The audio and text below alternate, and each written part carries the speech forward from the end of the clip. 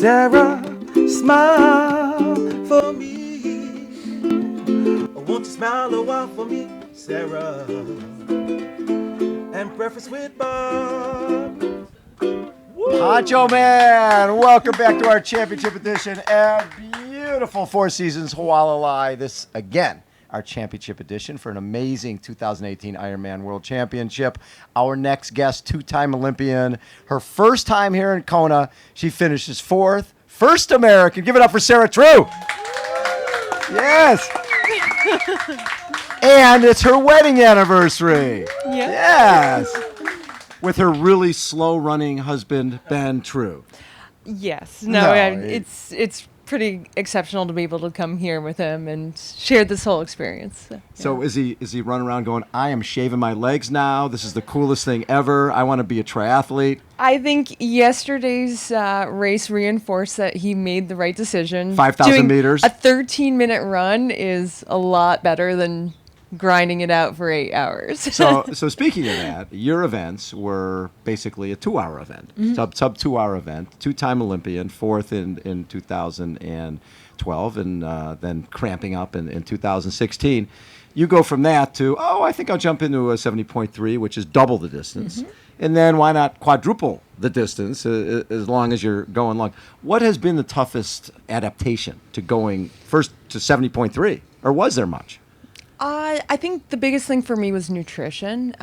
In Olympic distance racing, I would take one gel, not really think about nutrition, and made some serious errors early on with 70.3s, and realized that if I wanted to do well at Ironman, it was something that I would have to take just as seriously as my training.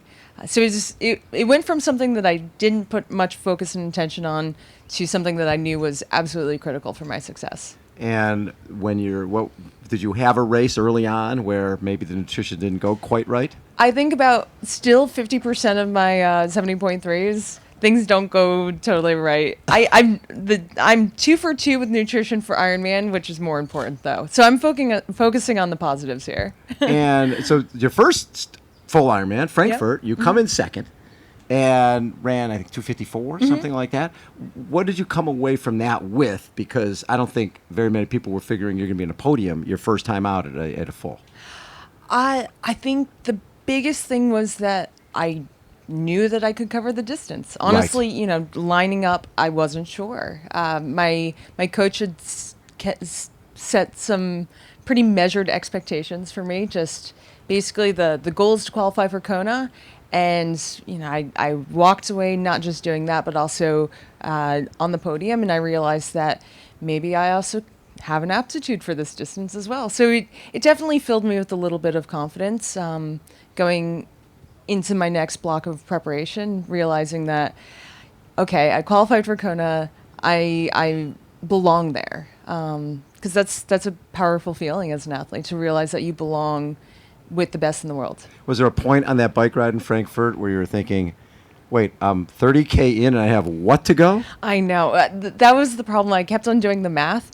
Oh my goodness. I still have 4.5 hours. That is longer than I've ever, at this point, this is longer than I've ever raced, and I have to do double that. And then, you get onto the run. Oh my goodness, I can't believe I've never run this far and I still have 12K to go. This is crazy. I hope I don't explode. Frankfurt actually went very smoothly, maybe a little too smoothly. It gave you a lot of confidence. Well, maybe a little bit too much for the run, because it was such an easy run that I just assumed all Ironman runs were that easy. Exactly. Until yesterday. Until yesterday, yes. Well, and when you come here, a lot of people get off the plane and just go, "Oh my God, this is horrific. I don't want to be here. This is way too hot. This is way more than I imagined." What was your feeling when you got off the plane here? I have just been completely positive about this whole experience. Yeah. So it was more just acceptance that, hey, I'm in Kona. It's really hot. Time to adapt to the best I can. Instead of thinking that this is, how am I possibly going to do this race in the heat, this is what Kona is. Exactly. This is what defines this race. It's the course itself is not that hard. The conditions are extreme, and that's what makes for one of the hardest events in the world. So when you're racing out there yesterday, and you're very, very consistent, we're talking about first time out running sub 3 hours here. That's pretty cool.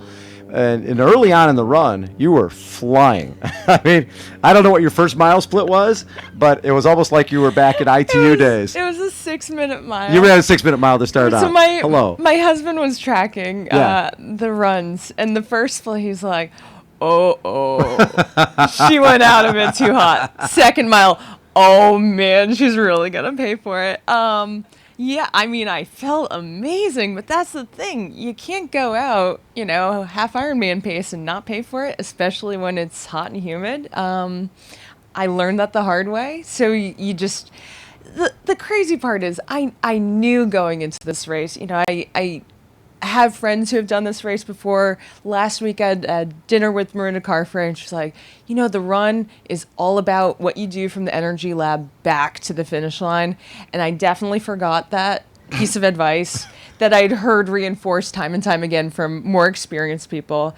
And I went for it to the energy lab, and then it was just always a death march. Yeah. But, I got that out of the way. Yes. So the next time I'm going to pace it well. I'm not going out 6-minute mile, but it's so hard. You get out on an e-drive and it's so exciting. You're off the bike. You're feeling good. Well, you haven't seen anybody for 4 hours. You're sort of an entertainer to a certain degree. And you've been out in the lava fields, and there's like one guy standing out at Waikoloa, right? And then you come into town, and the circus is back in town. Yeah, All of a sudden, you're off the bike, and everybody's screaming, "It's Sarah, go faster! They're right up there." Yeah. Okay, I'll go really fast. Thanks, guys. Thanks, guys. That was great. But you were smart enough when you were stopping and walking. You were doing it at an aid station, and you were fueling up. Rather, if you're in between the aid station, you lose a lot of time. We were looking at it and going, okay, and you got passed for third place, but you were hanging in there, and Miranda was coming. I at that point it was just let's get to the finish line. And I knew that my heart rate wasn't going down. The best way to I just needed to cool, get the heart rate down at aid stations. There was one point where I walked not at an aid station and it felt incredibly hot and like a waste of time. So I realized that my best tactic was just to use it to the best of my abilities. I've also followed this race before, and I've seen what other people do. And when they're struggling, they walk the aid stations. Exactly. Well, and it's funny, the first number of years here, all the women walked the aid stations. The Punto sisters would win the race, and they'd walk every aid station and run 3:10. And back then, that was the way to do it. Aaron Baker was like the first one to run past everybody. I was like, wait, what? You don't walk the aid stations? That was sort of the way to do it.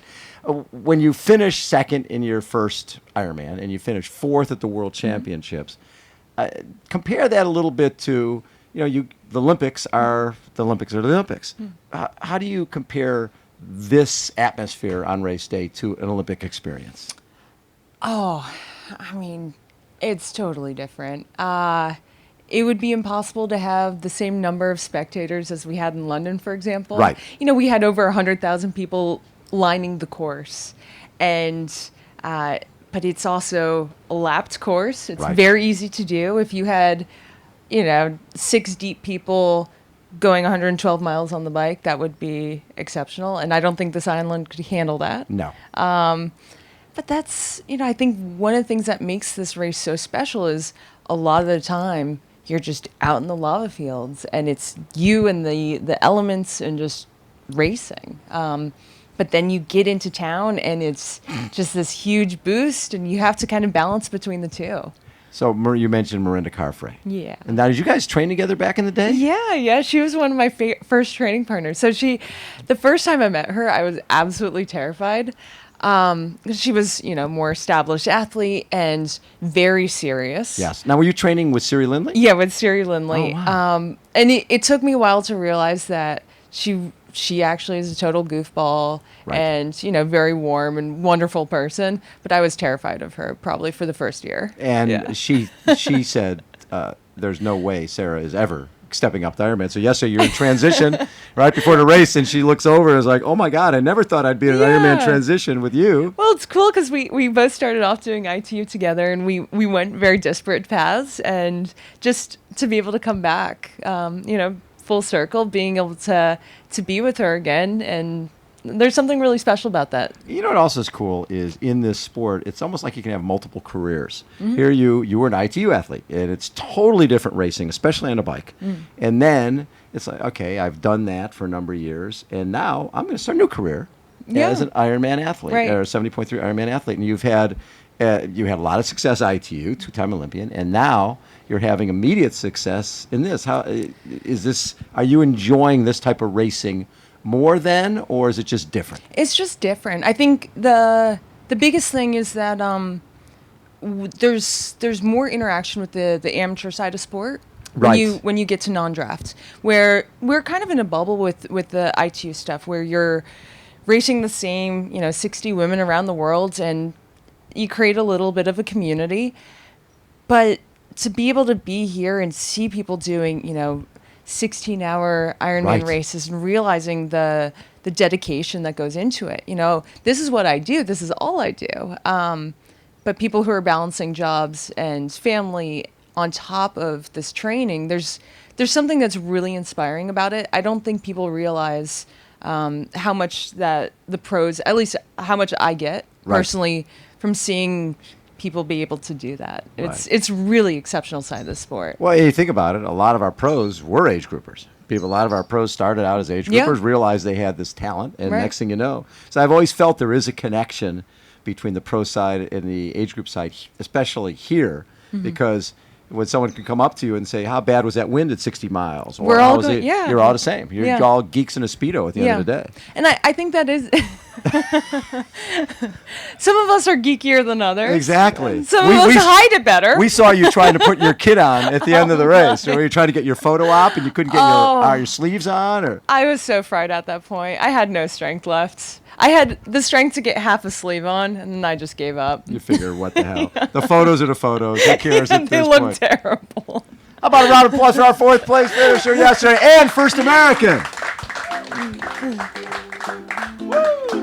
Sarah, smile for me. And won't you smile a while for me, Sarah? And breakfast with Bob.